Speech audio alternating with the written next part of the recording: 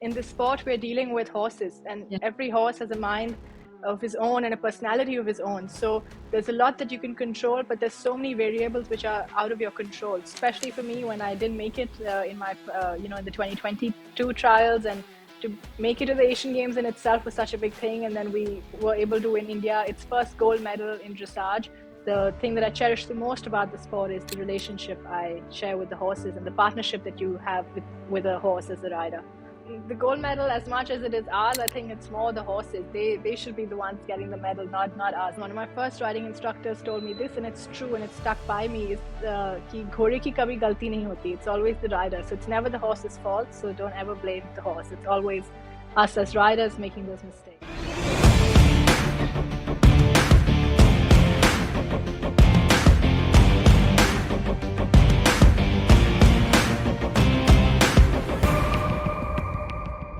Welcome to the Garima Avtar show. In today's episode, I have with me Divyakriti Singh, who is an accomplished international dressage rider for India and is a member of the Indian national dressage team. She is an Asian Games gold medalist and created history for India at the 19th Asian Games 2023 by winning Team India's first ever gold medal in dressage and first equestrian gold medal in 41 years. She then beat her own personal best score 2 months later at an international competition in Riyadh, Saudi Arabia. She has represented India successfully in over 20 international competitions across Europe in the last 2 years.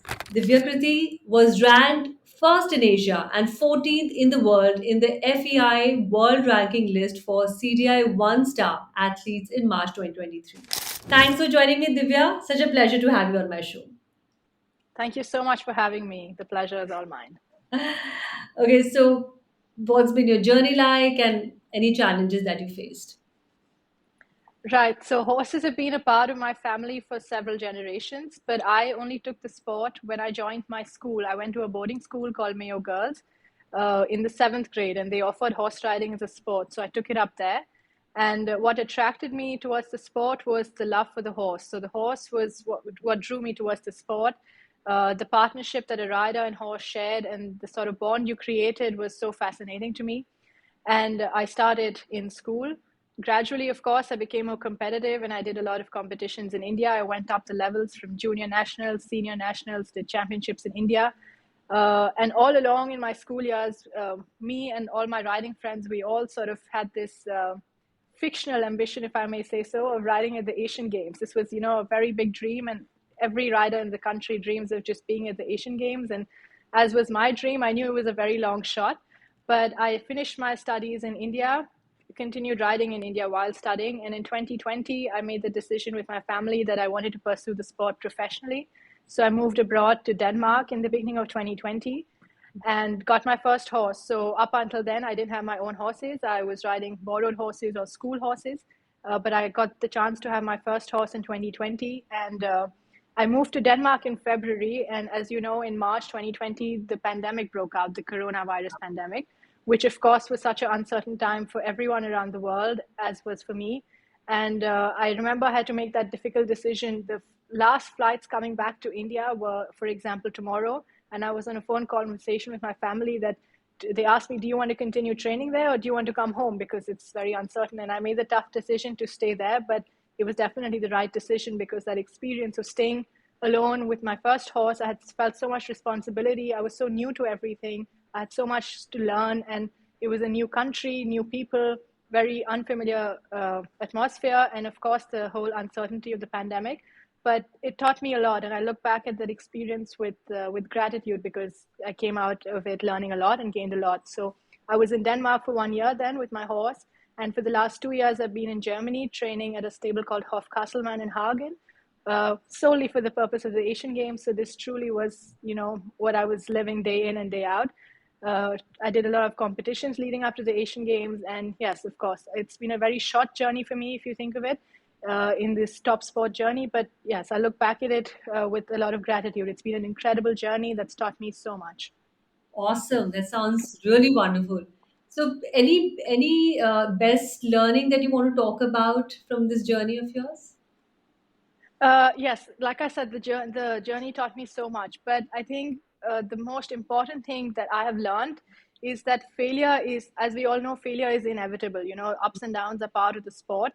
But for me, what I learned is that if you can develop a positive mindset to look at failure in a more positive way, that helps you go a long way, because I think every setback or every lost match has so much to teach you. And I truly believe, and I've learned this, that failure teaches you much more than success. So I think my biggest learning is failure is inevitable, but you have to take it in your stride and find the positives even in the setbacks. And also, we're in this sport, we're dealing with horses, and Yeah. every horse has a mind of his own and a personality of his own. So there's a lot that you can control, but there's so many variables which are out of your control. So to really keep going and stay afloat, you sort of have to just focus on what's in your control and somewhere the other let go of what's not, and not get bogged down by what's not working out because of things which are not in your control, but just strive to keep working with what's in your control and going forward. I'd say those, from the top of my head, those are the two biggest learnings I've taken away. Please tell me some of your good habits that you follow during a training day and a non-training day. So what we all try to do is keep the routine at home and at competition the same, because not only is that beneficial for the rider because it's more familiar, but also for the horse. What you're doing at home, if you do the same thing at a competition, the whole atmosphere seems a bit more familiar. So I sort of follow the same practices. I try not to be too superstitious, but I do have some pre-ride rituals or routines that I follow. Oh, that And some you must tell us about that also. Right, right. So some things that I do at a competition specifically is every day, the morning of the competition, I go to the stable just to see how my horse is doing and spend some time just with the horse alone to gauge how he's doing, what sort of a mood they're in, and to make a plan of how I'm going to ride on that particular day. And some practices that I do, regardless of being at home or at competition, is I do a lot of visualization and mental training. Wow. So a lot of mindfulness meditations. I do a lot of visualizations before a competition, and I truly believe that helps a lot, and it makes the whole experience so much more familiar. And you as a rider, I think you get a lot more confident with practices like that. And something else that I think has helped me a lot is at home when I'm finished training. Yeah. I'm very lucky to be training with at a very reputed stable, which is home to a lot of accomplished riders from all over Europe. So when I'm finished training, I like to go and watch them ride, and even at competitions, I like to watch how other riders are competing and how they're riding, because I think you can learn a lot just by observing. So yes, that's a part of my daily routine as well, and also a part of my routine at competitions. Awesome, awesome. I'm sure. I mean, I think these habits and all that, just before the tournament and all, they help you get in the zone. So I think that. Absolutely. But sometimes, has it ever happened that the superstition or something, the day has, kind of happened in a little different way, and that disturbed your mindset and, to get into the zone or something? Has it ever happened? Then how do you deal with that? Yes, it happened quite often, especially early on. I was so superstitious about everything. I had a routine of which boot I'm going to wear before. So I would say that I'm going to wear my left riding boot before my right one, put the saddle on this way, and I had a routine for everything. And because at one competition, when I did things exactly like that, it worked really well. So I said, I'm not going to change anything. I had a lucky pair of breeches and everything. But then I also had failures in that same set with that same routine or in those same breeches. So yes, I think it's good not to have superstitions, and I just one day I just said, okay, I'm not going to have any of that and let it all go, and that helped. And of course, the good things I still keep. Like I still keep the visualizations and the meditation. I think it's even on a daily basis I practice them. So those I keep, but I try to avoid the really superstitious stuff because I don't think that helps in the long run. No, I think sometimes it just helps to get in the zone. I mean, certain rituals Correct. one follows. I just Correct. as Like for example, I listen to music before a competition, and for every competition, depending on whether it was a qualifier or whether it's just another international competition or a national competition with at a new level or anything like that, I have a different playlist depending on what sort of a goal I'm going for. And yes, I think music is a big part of my pre-ride ritual. And for many riders, we all rely on music to sort of help us get into the zone. Yes, yes, truly, truly. So has it ever happened that, at some point you thought of quitting your sport, or you had like very negative thoughts because of some injury, or, poor performance, or, rigorous training schedules or something? So how did you tackle that feeling? Right. So as you know, Asian Games, the 19th Asian Games was supposed to happen in 2022, and they got postponed to 2023 because of the pandemic. Yeah. So when I tried actually for the Asian Games, when I tried to make it to the Indian team in 2022, I didn't make it, and I truly believed and felt that I'd done everything that I could. I worked so hard. I really left no stone unturned. But every trial that I did, I had a new problem come up. So I would solve one problem for the next trial, and a new problem would come up. And Yeah. it in a and you know, that whole experience was so difficult, and I felt very lonely in it. I felt sort of helpless, and I didn't know how to go forward. And I didn't know didn't want to give up, but I didn't know how to even go forward. I couldn't figure out a way forward, and the pandemic was a blessing in disguise in this way that the Asian Games got postponed to 2023. So I had another year to train and compete. And that experience of failing at, not achieving my goal or making it to the Indian team or making it to the Asian Games taught me so much. Like very clearly remember each and every trial that I did in the first attempt, of what mistakes I made and what went wrong, because every little thing taught me so much. So I had all of that experience like with me, and I attempted the trials again when the Asian Games got postponed. And this time I was able to succeed. So I think that was a very hard time for me, because I felt truly like I had done all that I could, and why didn't it happen and things like that. So it was a very low phase, but what helped me going, what kept me going was that I was pursuing my passion.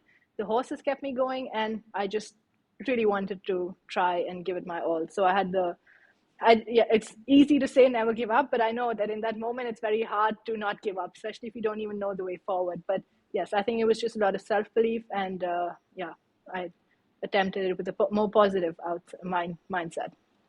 That's great, Anil. It's so important to be able to, kind of get control of your, kind of fears, or, any negative feeling, and, kind of replace it with a positive one. And I think it sounds very easy, but yeah, definitely it requires a very positive mindset. So if you could remember,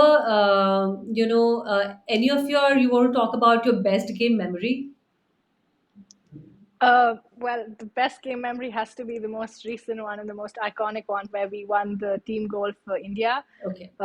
It was such a surreal moment, and especially for me when I didn't make it in my, in the 2022 trials, and to make it to the Asian Games in itself was such a big thing. And then we were able to win India its first gold medal in dressage, and I've spoken about it so much, but I'm always sort of lost for words to describe that feeling. But it was so surreal. All four of us, we were a team of four riders, all under 25 years of age. And it was the first time we were all riding the Asian Games. So we were, very much newcomers to that level. And yeah, I clearly remember the feeling of getting goosebumps when we all stood on the podium holding our hands, and we saw the national flag go up, and heard the national anthem play. Yeah. Our horses were there, all our families were there in the stadium, and it was an incredible feeling. And yeah, it's truly the best feeling and the most cherished part of the whole experience. Awesome. What's the name of your horse? My horse is yes, the gold medal. As much as it is ours, I think it's more the horses. They should be the ones getting the medal, not us. It's truly, what our horses did for us at the Asian Games. For me, my horse's name is Adrenaline, and I truly felt that he held my hand through the whole test. I was so nervous entering the arena. Because it was my first Asian Games, really big atmosphere show, and he just took it all in his stride so well. And it was almost like he held my hand and gave me so much confidence that we will do this, and we were able to deliver a career best score at that time for us. And yes, I truly think that my horse really knew that it was an important day, and he Wow. and he fought for me. So that's what makes the sport so special for me as well. The thing that I cherish the most about the sport is the relationship I share with the horses, and the partnership that you have with a horse as a rider. So yeah, it's Aw- very, very special. So, what goes in the training of a horse? Sorry. What goes in the training of a horse, I mean, for these competitions? Because if you would like to, you just if you're Right. comfortable talking about it, yeah. Right, of course. So every horse is very is an individual. So you have to have a different uh, approach to training every horse because one horse can't be compared to the other. Right. But leading up to the Asian Games, if I want to tell you a little bit about how we trained, is we try to keep the training with every horse very variable. So just like humans, horses also need their time off and they need something, for their mental health. Hmm. Just like us when we need to go for a walk or we just need to take some downtime, it's the same with horses. So leading up to big championships like the Asian Games, one of the main thing was to keep the training the same. We tried not to do too many new things. It's very easy to, before a big competition, to try to change everything or do something and try to do it better. But I think what works with horses and even for us is to keep this training that you've had all along, to really believe in your system and because that's the system that works. So before the championship, we kept the training very, very light. We increased the intensity of it gradually towards the Asian Games. We did a lot of hacking in the forest, which is just going on long walks in the forest, which is really good for the horse as well as the rider, because it's something different that you're seeing. It's not only the arena; it's a different atmosphere. So that's really relaxing for the horses.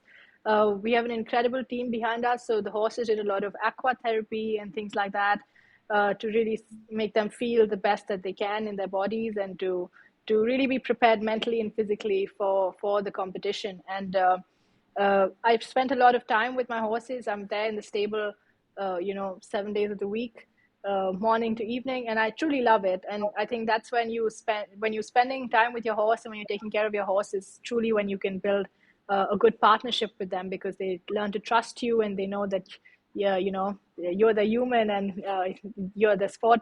They're your sport partner. So yeah, I think it's just to keep the same system that you have at home to take it to the competitions, and of course you need an incredible team behind you. So I had good support from my mentors and trainers who, because like I said, it was my first Asian Games, but yes, I had a good sort of outline to follow, and we were able to do that. Super. So, if you could meet your younger self who's striving to be where you are today, so what is that one piece of advice that you would like to give to her? I tell my younger self to enjoy the journey more and truly cherish the process. And I tell myself to be happier because I think it's easy to get caught up in goals and you know aspirations. But I think it's important to celebrate every small win and really enjoy the journey. I was too worried about how I'm going to do this and how I'm going to do that, and I think sometimes I forgot to really look around and realize that I was doing what had dreamed of. And so I would tell my younger self to appreciate the little things and enjoy the journey. Awesome. Okay. What according to you is a winning mindset? Um, for me, a winning mindset is built on a lot of self belief. Um, and I think a winning mindset is when you feel and you truly believe that you're a winner before you even start your test. For and a winning mindset for me is also to look at failure, like I said, in a more positive way. Because I think if you can teach yourself that and remind yourself that failure is a necessary stepping stone towards your success or towards your end goal, the journey just becomes more meaningful. And yeah, I think you're able to tackle challenges more easily. So for me, a winning mindset is mostly built on a lot of self belief and to really like ignite that invincible feeling within you that okay, no matter what, I got this. And even when things don't work out, I still have a positive outlook to it and to sort of take everything in your stride. Super. Message to the upcoming young athletes. Your message. Um, well, my message would be, I mean, the same things that I have learned, I'd like to share is to enjoy the journey and cherish the process because I think once the process becomes a labor of love, the results will start to follow. So I think to not focus only on end goals, but to enjoy the journey. And yes, like I mentioned, failures are inevitable, but if you look at them with a positive outlook, it'll help you in the long run and you'll keep going. And to young equestrians, I'd like to say that listen to your horses and always keep your horses' welfare and happiness as your topmost priority because that truly is our biggest responsibility as riders. Wonderful. Thank you so much. Wonderful message. Okay, let's come to the rapid fire questions. These are short one line answers. Okay. Okay, so how do you keep yourself motivated? Um, I think my horses keep me motivated. The horses around me keep me motivated and driven. Awesome. What's the best advice you've ever got? My riding instructor, very early on, one of my first riding instructors told me this, and it's true, and it stuck by me. Is कि घोड़े की कभी गलती नहीं होती. It's always the rider, so it's never the horse's fault. So don't ever blame the horse. It's always us as riders making those mistakes. So that's a very and it's still very true. So relevant, actually. Wow. Right. Okay, any other side passion that you follow? Unfortunately or fortunately, my whole life revolves around horses. So no, but yes, it's truly my passion. So I'm happy to have it that way. I wouldn't want it any other way. Okay, cool. Who's your favorite athlete? And also, what's the biggest learning you take away from his or her career? Oh, there's so many. But in riding, of course, Jessica Wendel, Charlotte Dujardin, Frederick Vandres, Catherine Dufour, there's so many. And all of them, I take so much inspiration from their respective journeys. And one thing they all have in common, or all top athletes or top equestrians have in common, is the amount of attention they give to the littlest details or the smallest details, which for most of us, what we would normally overlook very easily, but they really give full attention to the little details, and I think that sets them apart. So that's my biggest learning from their journeys. Super. Your favorite quote?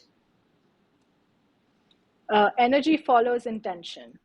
Hmm, interesting. So if you set your intention, the universe will make it happen. Wow. Most embarrassing moment?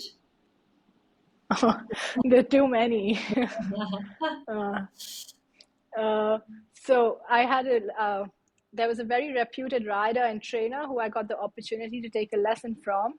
Okay. This was a few years ago, and I was so excited for it and equally nervous. And I prepared everything really well. My boots were very clean. My horse was, spick and span, and everything was really, as it should have been. And I land up for the lesson with my out of nervousness or over excitement. I put the bridle on the horse in an incorrect way, Oh, and I didn't realize until the said rider, who I was, looking forward to train with, pointed that out, and it was a very embarrassing time. But yeah, there are plenty of more. But yeah, I think at the top of my head, I can remember that. okay. What's your biggest dream? My biggest dream is to be able to continue to do this, to continue to pursue my passion, to continue to ride horses and have horses around me. And of course, like any other athlete, I dream of being at the Olympics and riding for India at the Olympics. That's my biggest dream.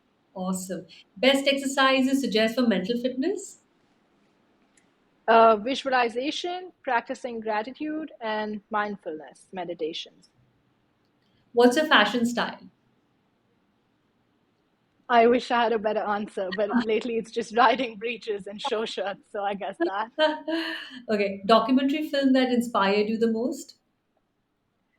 Uh, I recently watched Breakpoint and Naomi Osaka's documentary on Netflix, and they were really interesting and inspired me quite a lot.